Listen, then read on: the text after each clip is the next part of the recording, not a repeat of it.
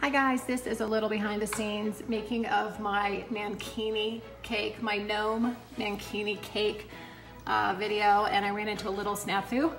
So I'm gonna post this video today and then post the finished how to make the Gnome Mankini Cake tomorrow. So this was sitting over here on the edge like this, and I put the hat on. Oh, there it goes again.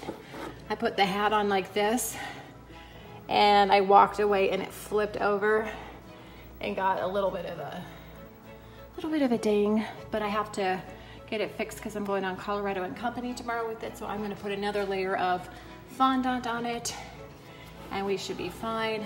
But just a little bit of a snafu. There's always snafus when you are doing things. I want to show you the body. There's a Mankini, Gnome Mankini's body. So anyways, check back the day after I post this. It would be the video that's right after this on my channel to see how to make it. This is cake, that's Rice Krispie treats and fondant, and the head is made out of Rice Krispie treats, and that's Rice Krispie treats too, along with buttercream frosting and fondant, and I'll show you how to make it. So it's gonna be a long video, but it's pretty cool. I'm really excited about it. Bye guys, bye.